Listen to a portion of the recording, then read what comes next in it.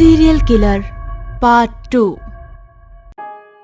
रात के तकरीबन 2 बज रहे थे। घड़ी की टिक टिक कमरे के बाहर से आने वाले शोर को दबाने की एक नाकामयाब कोशिश कर रही थी। पीटर अपने कमरे के एक कोने में सहमा सा बैठा था। शायद बाहर से आने वाले शोर से काफी डरा हुआ था।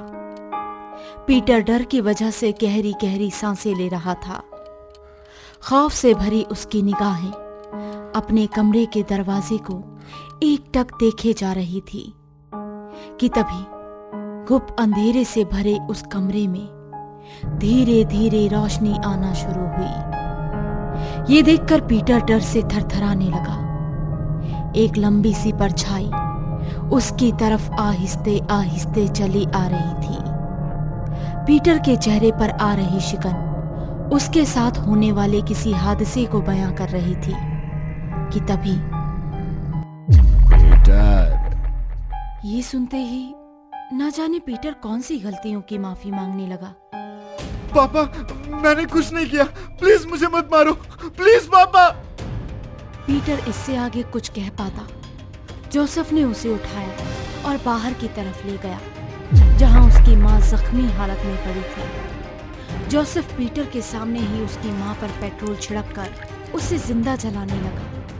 पीटर अपने पिता से अपनी मां और खुद की जान की भीख मांगता रहा, गिड़गिड़ाता रहा ताकि उसकी मां की जान बच जाए। लेकिन जोसेफ पर तो मानो कोई पागलपन सवार था। वो ये सब देखकर बस मुस्कुराता जा रहा था। पीटर ने अपने ही सामने अपनी मां को जिंदा मरते हुए देखा।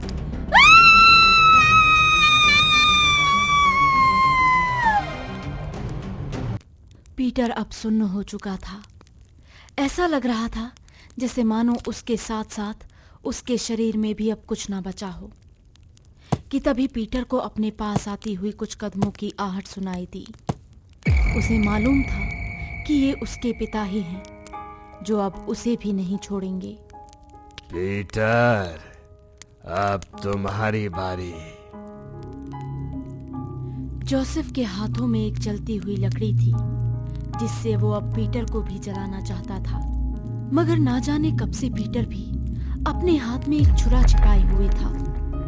उसने ना आओ देखा ना ताओ, और सीधा वो छुरा जोसेफ के पैरों में घोंप दिया। जोसेफ वहीं गिर पड़ा।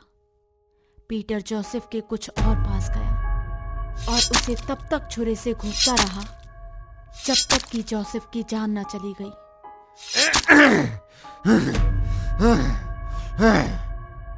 जोसेफ अब मर चुका था। ये देखकर पीटर भी अब शांत हो गया। फिर माँ, उसके बाद क्या हुआ? पीटर को जुवेनाइल जेल भेज दिया गया।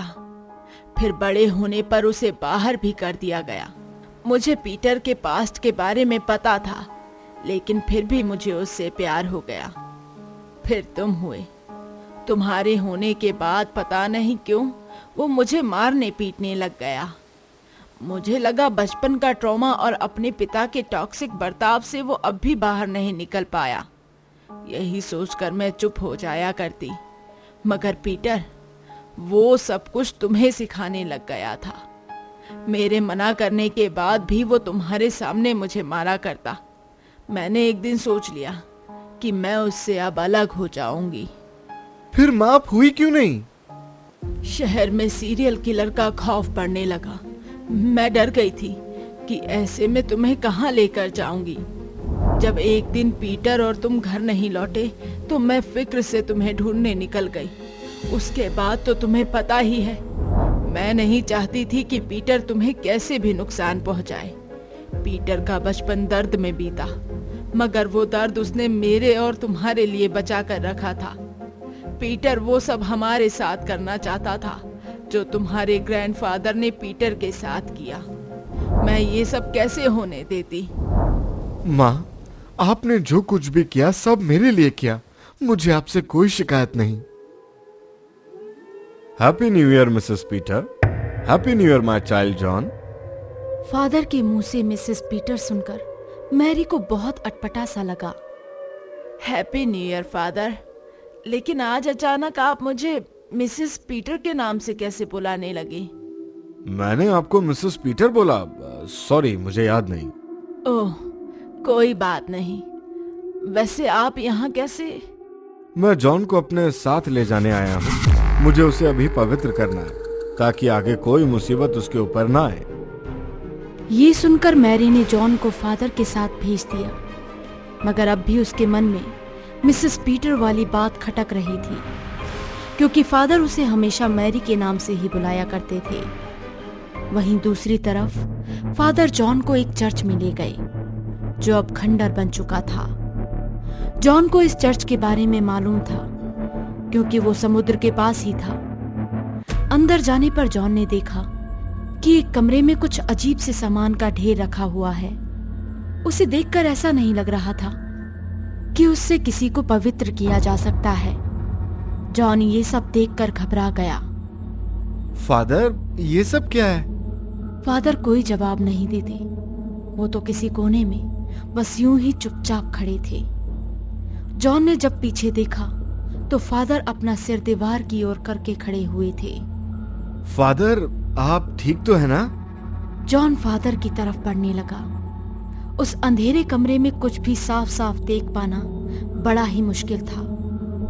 जॉन ने फादर के कंधे पर हाथ रखकर पूछना चाहा कि आखिर उन्हें अचानक क्या हो गया है।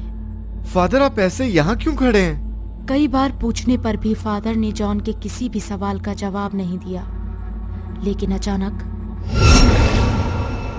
फादर, ये आपको क्या हो रहा है? जॉन डर से कांपने लगा। उसे अब समझ में आ गया था कि ये फादर नहीं है।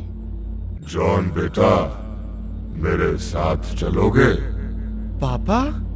हाँ, मैं पापा जॉन। देखो ना, मैं तुम्हारे बिना कितना अकेला हूँ। पापा के पास आ जाओ ना। पापा और तुम मिलकर इस दुनिया पर राज करेंगे। नहीं, मैं आपके इस घटिया काम में शामिल नहीं होना चाहता। आप यहाँ से चले जाओ। पीटर जॉन के नजदीक आ रहा था और जॉन पीटर से दूर जा रहा था। पीटर ने जॉन का गला पकड़ लिया। जॉन का अब दम घुटने लगा था। बस थोड़ा दर्द होगा, उसके बाद सब सही हो जाएगा। जॉन तड़पने लगा था कि अचानक पीटर ने जॉन को छोड़ दिया। ये सब देखकर जॉन को काफी अजीब सा लगा। खुद को संभालते हुए जब उसने सामने देखा तो मैरी हाथ में मशाल लिए खड़ी थी। पीटर आग से डरता था और ये बात मैरी जानती थी, इसीलिए अपने बेटे को बचाने के लिए वो आग अपने साथ ही लेकर आई थी। ये तुम क्या कर रही हो? इसे मेरे सामने से हटाओ। मैं चल रहा हूँ। यहाँ से चले जाओ, मेरे बेटे को छोड़ दो। मैं जॉन को लेकर ही जाऊंगा। नहीं, ऐसा तो कभी नहीं होगा। मैरी धीरे धीरे करके आग को पीटर की तरफ लाए जा रही थी ताकि वो फादर के शरीर को छोड़कर वहां से चला जाए। लाख कोशिशों के बाद भी पीटर ने फादर का शरीर नहीं छोड़ा कि तभी उन्हें फादर की आवाज आई। ये मेरे शरीर को नहीं छोड़ेगा मैरी। तुम ये आग मुझ पर फेंक दो। फादर इससे पहले कुछ और कह पाते, पीटर ने फादर के शरीर पर कब्जा कर लिया। ऐसी गलती बिल्कुल मत करना मैरी, वरना फादर को मारने का गिल्ट नहीं जा पाएगा। मैरी, इसकी मत सुनो। ये वैसे भी मुझे मार देगा। इससे पहले तुम इसे खत्म कर दो। नहीं मैरी, नहीं, ऐसी गलती बिल्कुल मत करना। Mary, God will forgive you. आग मेरे ऊपर फेंक दो। मैरी अब जान गई थी कि पीटर की आत्मा को एक शरीर चाहिए। अगर ये आजाद हुई तो वो कल किसी और के शरीर पर कब्जा कर सकती है। ऐसे में उसे फादर के शरीर में ही खत्म कर देना सबके लिए अच्छा होगा। मैरी ने आग फादर के शरीर पर फेंक दी। कुछ ही देर में जॉन और मैरी की जिंदगी से ये भयानक शोर और वक्त दोनों ही खत्म हो गए।